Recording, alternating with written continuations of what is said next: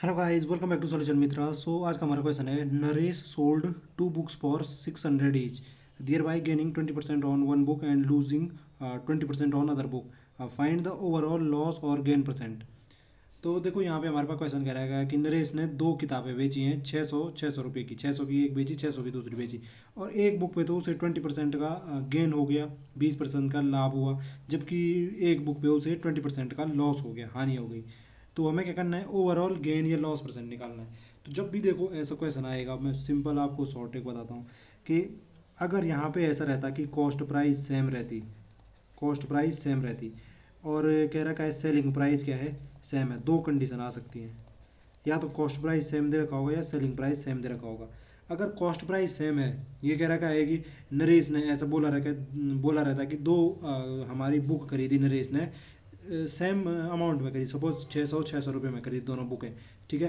तो फिर कहा रहता कि दोनों बुक खरीदने में उसने कि एक में 20% का लाभ मिला और एक में क्या मिला, उसको 20% की हानि हुई दोनों बुकों को खरीदने पे।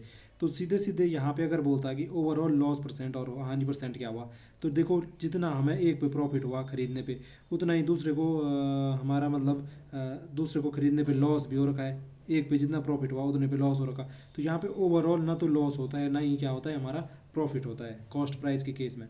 जबकि अगर सेलिंग प्राइस सेम हो, यानी कि कोई चीज़ बेच रहा है, वो सेम रुपये में बेच रहा है, जैसे 600 रुपये में दोनों किताब बेची उसने, और एक पे हमें क्या हो रहा है 20%, मतलब एक पे गेन हो रहा है उतने ही का 20% का, एक पे क्या हो रहा है उतने ही का क्या हो रहा है, लॉस हो रहा है।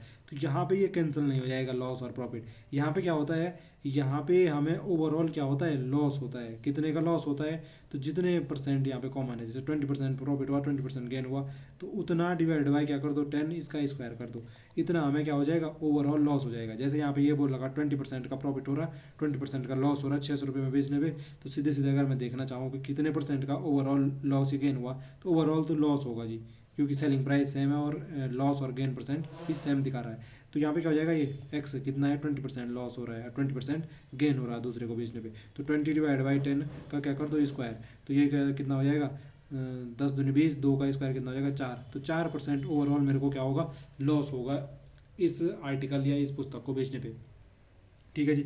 शॉर्ट तो ये है जी, शॉर्ट ट्रिक्स तो ये होगी सीधे सीधे। अब यहाँ पे सपोज हम कह रहे हैं कि नहीं जी, हमें मतलब पूरे मेथड से ही करना है। तो देखो यहाँ पे मेरा क्या क्या है, सबसे पहले एक 600 की बेची है तो 20% का लाभ हुआ। तो मैं पहले इसका कॉस्ट प्राइस फाइंड करता हूँ, इसका कॉस्ट प्राइस फाइंड करता हूँ पहली बुक का।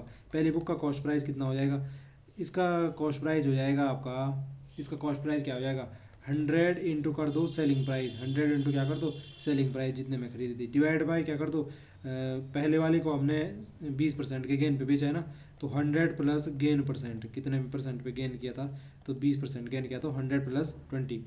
तो ये कॉस्ट प्राइस मिल जाएगा पहली बुक का।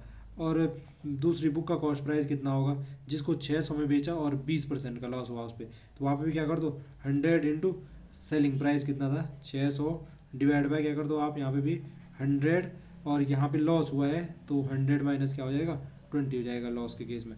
गेन के केस में 100 + 20 हो जाता। तो ये आया हमारा इस प्रकार से कॉस्ट प्राइस दोनों बुक्स का। यहाँ पे इसको सिंप्लीफाई कर दो जी, इसको सिंप्लीफाई करोगे तो कितना आएगा, पहले बुक का कॉस्ट प्राइस, तो वो हो जाएगा आपका, ये हो जाएगा आपका 600000 डिवाइड बाई कितना हो जाएगा ये, 120, एक जीरो से एक जीरो कैंसिल, यहाँ पे हो जाएगा ये 600000 डिवाइड बाई 80, एक जीरो से एक जीरो कैंसिल, ये आपका दे देगा कितना, 12×5 = 60, तो 00 500। पहली बुक 500 थी, 500 की कॉस्ट प्राइस था उसका, और दूसरी बुक का कितना हो जाएगा, 8×7 = 56, 4, 8×5 = 40, और जीरो का जीरो। तो दूसरी बुक देखो कितने की आई थी, 750 था उसका कॉस्ट प्राइस ही, मैं सही कर रहा हूँ, 8×7 = 4 बचा, 8×5 = 40, जीरो का जीरो, हाँ 750। दूसरी बुक का कॉस्ट प्राइस देख लो 750 था, पहली बुक का कॉस्ट प्राइस कितना था, 500 था। तो पहली बुक का 500 में हमने खरीदा था, 600 में बेचा था, तो 20% का लाभ हुआ था जी। और दूसरी बुक को हमने 750 में खरीदा था और बेच कितने में दिया, 500 में बेच दिया, तो कितने हुआ, 20% का गेन हुआ। तो वैसे भी आपको दिख ही रहा होगा सीधे सीधे, हमने ओवरऑल खरीदा कितने में, पूरा का पूरा सामान कितने में खरीद रखा, देखो ये हमने खरीद रखा है जी 7×5 = 12, 1250, 1250 में ओवरऑल दोनों बुकें खरीदी, और बेची कितने में, 600 600 कितना, 1200 में। तो देख लो 50 रुपये का क्या है, नुकसान है।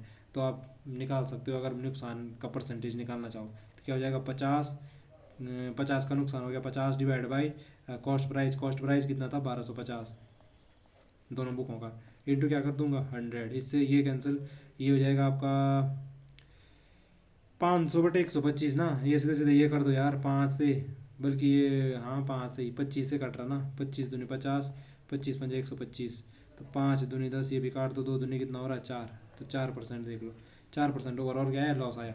आप सीधे सीधे शॉर्टकट मेथड से करते तो शॉर्टकट मेथड से क्या कर देते, ओवरऑल क्या होना था सेलिंग प्राइस अगर सेम है और प्रॉफिट और लॉस परसेंट भी सेम है तो क्या कर दो सीधे सीधे जितना जो कॉमन लॉस या आपका प्रॉफिट परसेंट है उसको डिवाइड कर दो 10 से और उसका स्क्वायर कर दो, आपके पास वो परसेंटेज मिल जाएगा, लॉस परसेंट मिल जाएगा।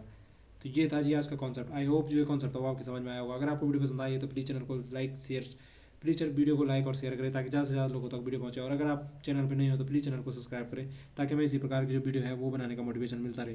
तो फिर मिलता है नेक्स्ट वीडियो में, तब तक के लिए स्वस्थ रहें।